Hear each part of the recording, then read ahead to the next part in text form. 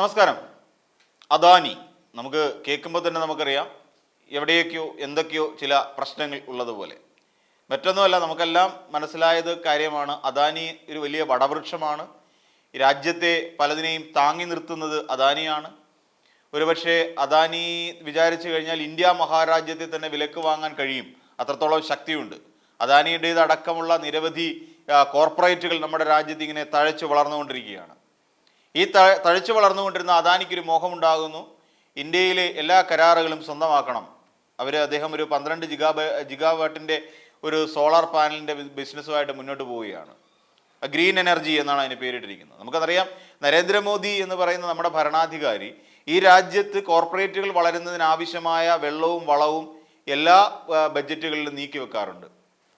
അവർക്ക് നികുതി ഇളവ് കൊടുക്കുക, അതായത് കോർപ്പറേറ്റ് നികുതിയിൽ ഇളവ് കൊടുക്കുക, അവരെ ഈ രാജ്യത്ത് വരുത്തിന്നുള്ള അല്ലെങ്കിൽ ബാങ്കുകളുമായി ബന്ധപ്പെട്ടുള്ള കോടിക്കണക്കിന് ശതകോടികൾ നമുക്ക് പറയേണ്ടി വരും, ശതകോടികളായ വായ്പകൾ എഴുതി തള്ളുക, അല്ലെ? കാർഷിക നിയമങ്ങളിൽ പോലും ഇവരെ കോർപ്പറേറ്റുകളിലേക്ക് ഇതെല്ലാം കൂടി എത്തിച്ചേരുന്ന രീതിയിൽ കർഷകരെ ദ്രോഹിക്കുന്ന തരത്തിലുള്ള കാർഷിക നിയമങ്ങൾ, കരിനിയമങ്ങൾ പാസ്സാക്കുക.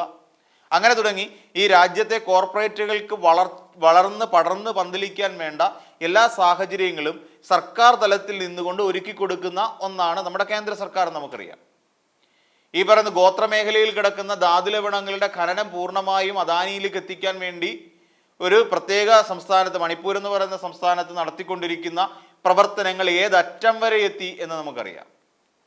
അതായത് ഒരു വിഭാഗത്തെ അവിടേക്ക് എത്തിക്കണം, ആ വിഭാഗത്തെ അവിടെ എത്തിച്ചുകൊണ്ട് അവിടുത്തെ ഗോത്ര സംസ്കാരത്തെ അല്ലെങ്കിൽ ഗോത്രവർഗത്തെ പുറത്തേക്ക് എത്തിക്കുക. അതിനുവേണ്ടി മറ്റൊരു വിഭാഗത്തിനെ ഗോത്രവർഗം എന്നുള്ള ഒരു പരിഗണന കൊടുത്തുകൊണ്ട് ഇവരെയും തമ്മിൽ തല്ലിക്കുക. ഇതാണിപ്പോൾ മണിപ്പൂരിൽ നമ്മൾ കണ്ടുകൊണ്ടിരിക്കുന്നത്.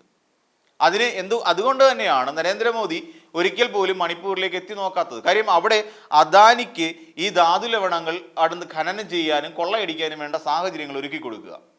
ഇതിനു വേണ്ട എന്ത് കളി കളിക്കാനും നമ്മുടെ കേന്ദ്ര സർക്കാർ തയ്യാറാണ്. തന്നെയുമല്ല, അവിടെ ബൈരൻ സിംഗ് എന്ന് പറയുന്ന ഒരു മുഖ്യമന്ത്രിയാണ് ഭരിക്കുന്നത്. ഈ ഒരു സാഹചര്യത്തിൽ ഉറച്ചു നിന്നുകൊണ്ട് ഈ രാജ്യത്തെ ഏതൊക്കെ വിഭാഗങ്ങളിൽ നിന്ന് അല്ലെങ്കിൽ ഏതൊക്കെ ഭാഗത്ത് നിന്ന് കൊള്ളയടിക്കാം എന്ന് ചിന്തിക്കുകയാണ് സത്യത്തിൽ നരേന്ദ്രമോദി സർക്കാർ ചെയ്തുകൊണ്ടിരിക്കുന്നത്. അതിൻ്റെ ഒരു ഭാഗമാണ് നമ്മളിപ്പോൾ കാണുന്നത്. ഇവിടെ ഉണ്ടാക്കുന്ന ഗ്രീൻ എനർജി എന്ന് പറയുന്നത് അത് എന്ത് ചെയ്യുക, ഇന്ത്യൻ സർക്കാരിൽ നിന്ന് ഇതിൻ്റെ കരാറ് തട്ടിയെടുക്കാൻ വേണ്ടിയിട്ട് അല്ലെങ്കിൽ ഈ കരാറ് സ്വന്തമാക്കാൻ വേണ്ടി ഏകദേശം 2100 കോടി രൂപ, ഏകദേശം $250 മില്യൺ അത് കൈക്കൂലി ആയി നൽകി എന്നുള്ളതാണ്.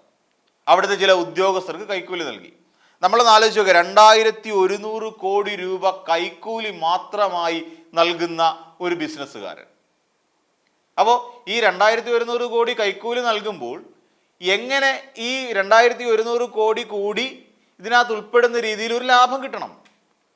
അതായത് മിനിമം ലാഭം 2100 കോടി രൂപ ഉണ്ടാവണം. അപ്പോൾ അതിനുവേണ്ടി എന്ത് ചെയ്യണം? ഈ രീതിയിൽ പറഞ്ഞ് വിശ്വസിപ്പിക്കുക. ആരെ പറഞ്ഞ് വിശ്വസിപ്പിക്കണം?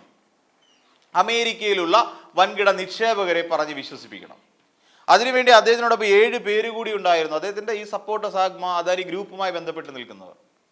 അങ്ങനെ അവരെ കൊണ്ടുവന്ന് അവിടെ അമേരിക്കയിൽ ഇങ്ങനെ അവിടുത്തെ വൻകിട നിക്ഷേപകരിൽ നിന്ന് ബോണ്ടുകൾ എന്നുള്ള നിലയിൽ കോടിക്കണക്കിന് രൂപ പിരിച്ചെടുത്തു. അവിടെ ഒരു വലിയ തട്ടിപ്പ് നടത്തി. അപ്പോൾ അങ്ങനെ ആ തട്ടിപ്പ് നടത്തിയപ്പോൾ സത്യത്തിൽ അത് പിടിക്കപ്പെട്ടു. അവിടുത്തെ ന്യൂയോർക്ക് ഫെഡറൽ കോർട്ട് അല്ലെങ്കിൽ ന്യൂയോർക്ക് ഫെഡറൽ കോടതി അദ്ദേഹത്തിനെതിരെ ആരോപണമല്ല, ഒരു കുറ്റം ഉന്നയിച്ചിരിക്കുകയാണ്. അതായത് എന്തൊക്കെയാണ്? അഴിമതിയുണ്ട്, വഞ്ചനയുണ്ട്, ക്രിമിനലായി ഗൂഢാലോചന നടത്തി, ഇത്തരത്തിലുള്ള കാര്യങ്ങൾ ഉൾക്കൊള്ളിച്ചുകൊണ്ടാണ് അദാനിക്കെതിരായി ഇപ്പോൾ പരാതി അല്ലെങ്കിൽ ഇങ്ങനെയൊരു കേസ് എടുത്തിരിക്കുന്നത്. കേസ് എടുക്കുക മാത്രമല്ല, അദ്ദേഹത്തിന് വാറന്റും ഉണ്ട് എന്നുള്ള കാര്യം നമ്മൾ ഓർക്കണം. ഈ ഡൊണാൾഡ് ട്രംപ് വന്നു കഴിഞ്ഞപ്പോഴത്തേക്ക് എല്ലാവരും സന്തോഷിച്ചു. കാര്യം മോദി ഫ്രണ്ട് അല്ലേ, ട്രംപ് ഫ്രണ്ട് എന്ന് പറഞ്ഞുകൊണ്ടിരുന്ന നമ്മുടെ പ്രധാനമന്ത്രിക്ക് കനത്ത തിരിച്ചടിയായി മാറി. ഇതോടുകൂടി ഓഹരി വിപണിയിൽ പോലും ഇത് പ്രതിഫലിച്ചു. ഏകദേശം 10% ഇടിവ് ഓഹരികളിൽ ഉണ്ടായി. അപ്പോൾ ഓഹരി മൂല്യത്തിൻ്റെ ഇടിവ് 10% വരെ ആ മൂല്യം കൂപ്പുകുത്തി. ഈ ഒരു അവസ്ഥയിലേക്കൊക്കെ കാര്യങ്ങൾ നീങ്ങിക്കൊണ്ടിരിക്കുകയാണ്. പക്ഷേ അദാനി ഇപ്പോഴും സന്തോഷവാനാണ്. കാര്യം അദാനി പറയുന്നത് എന്താണ്? എനിക്ക് ഇതെല്ലാം വെറും ആരോപണങ്ങൾ മാത്രമല്ലേ, ഞാൻ ഇങ്ങനെയൊന്നും ചെയ്തിട്ടില്ല എന്ന് പറഞ്ഞ് ബോധ്യപ്പെടുത്താൻ ശ്രമിക്കുകയാണ്. ഇതിനെ സപ്പോർട്ട് ചെയ്തുകൊണ്ട് ചില ആൾക്കാരും അമിത് മാളവിയെ പോലുള്ള BJP പ്രവർത്തകരും അദാനിയുടെ കൂട്ടത്തിൽ ചേർന്ന് കഴിഞ്ഞു. കാര്യം അത് തെളിയിക്കപ്പെട്ടിട്ടില്ല. ഇത് അദ്ദേഹം പറയുന്നത് ഇത് ആവശ്യമില്ലാത്ത ഒന്നാണ് എന്നുള്ള നിലയാണ്. അതായത് അദാനിയെ പിന്തുണയ്ക്കുന്നു, അതായത് അധികാര പരിധിയുടെ ദുരുപയോഗമാണ് ഇപ്പോൾ ഈ അദാനിക്കെതിരായി ഉണ്ടായിരിക്കുന്നത്. സത്യത്തിൽ അങ്ങനെയാണോ?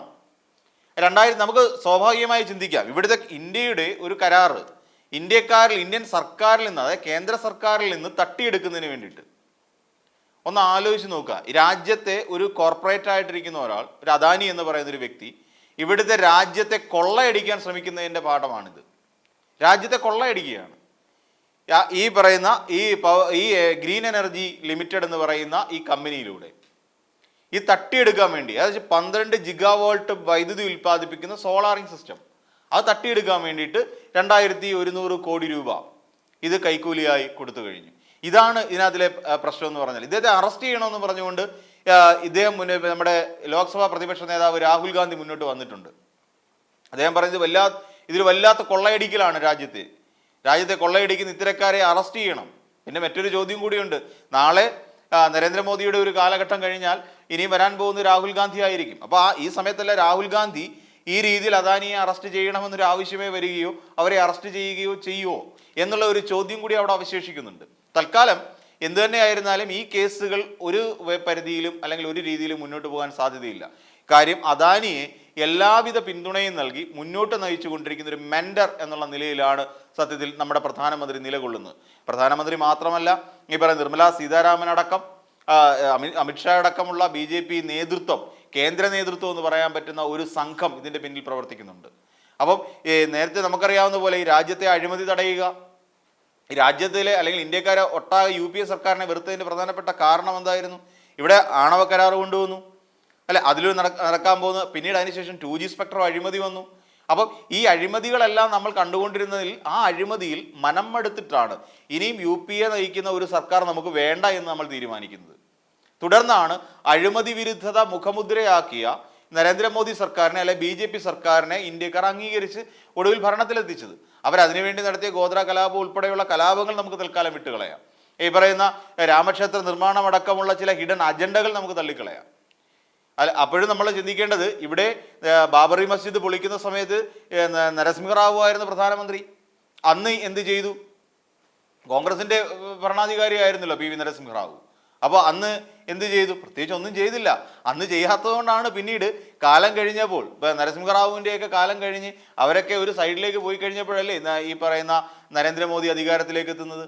അവർ ഉയർത്തിപ്പിടിച്ച ഒരു ഹിന്ദുത്വ അജണ്ട അവരിവിടെ നടപ്പിലാക്കാൻ ശ്രമിക്കുകയല്ലായിരുന്നു.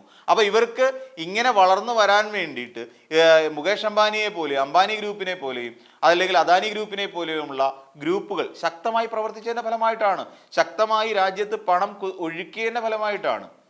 അപ്പോൾ അതുകൊണ്ട് അവർക്ക് വേണ്ടി പ്രത്യുപകാരം ചെയ്തു കൊടുക്കാൻ നരേന്ദ്രമോദി എക്കാലവും ബാധ്യസ്ഥരാണ്. അത് ചെയ്തുകൊണ്ടേയിരിക്കും. കാര്യം നമുക്ക് രാജ്യത്തെ കൊള്ളയടിക്കാനാണോ? കൂട്ടുനിൽക്കും. രാജ്യത്തെ പാവപ്പെട്ടവരുടെ പോക്കറ്റിൽ നിന്ന് കാശ് കട്ടെടുക്കാനാണോ അല്ലെ പിടിച്ചു പറിക്കാനാണോ? അതിനും പ്രധാനമന്ത്രി ഒപ്പം നിൽക്കും. അതാണ് നമ്മൾ കണ്ടുവരുന്നത്. കാർഷിക നിയമങ്ങളിൽ നമ്മൾ കണ്ടത് തന്നെയാണ്.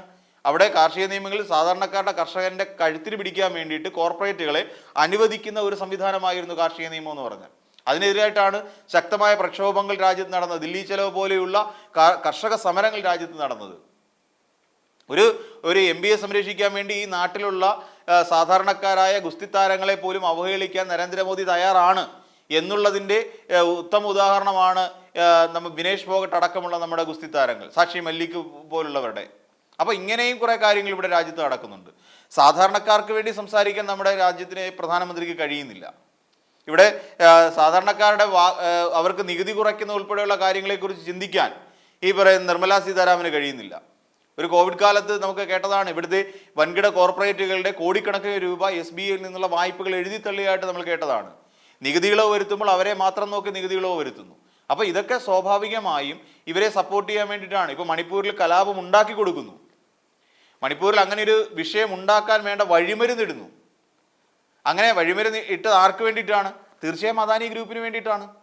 അപ്പോൾ ഇങ്ങനെയെല്ലാം അദാനിയെ സപ്പോർട്ട് ചെയ്തുകൊണ്ടിരിക്കുന്ന ഒരു കേന്ദ്ര സർക്കാരാണ് എന്ന് നമുക്കുള്ളത് കാണാം. അപ്പോൾ ഈ രീതിയിൽ ഇനി മുന്നോട്ട് പോയി കഴിഞ്ഞാൽ അറസ്റ്റ് എന്നൊക്കെ പറയുന്നത് വെറുതെയാണ്. കാര്യം ഡൊണാൾഡ് ട്രംപിന് എന്ന് പറയുന്നത് കഴിഞ്ഞാൽ നരേന്ദ്രമോദിയുടെ വളരെ അടുത്ത സുഹൃത്താണ് എന്നാണ് നരേന്ദ്രമോദി തന്നെ പറയുന്നത്. അപ്പോൾ ആ ഒരു സമയത്ത് ഇത്തരം കേസുകൾ ഇനി അല്ല, ഈ കോടതി ട്രംപിൻ്റെ വരുതിയിൽ വരുന്നില്ല എങ്കിൽ, അല്ലെ ട്രംപ് ചിന്തിക്കുന്നിടത്തേക്ക് കോടതിക്ക് എത്താൻ, ഈ ഫെഡറൽ കോർട്ടിന് എത്താൻ കഴിഞ്ഞില്ല എങ്കിൽ, ഒരു പക്ഷേ ഇനിയുള്ള അങ്ങോട്ടുള്ള കാലഘട്ടത്തിൽ ഈ പറയുന്ന 3 കുറ്റങ്ങൾ ആരോപിക്കപ്പെട്ടിട്ടുണ്ട്. ഗൂഢാലോചനയുണ്ട്, അഴിമതിയുണ്ട്, വഞ്ചനയുണ്ട്. അപ്പോൾ ഇതിനെല്ലാം ഉൾക്കൊള്ളിച്ചുകൊണ്ട് ഒരു പക്ഷേ ഇദ്ദേഹത്തിനെതിരെ ഒരു നടപടി ഉണ്ടായേക്കാം എന്ന് പ്രതീക്ഷിക്കുന്നു.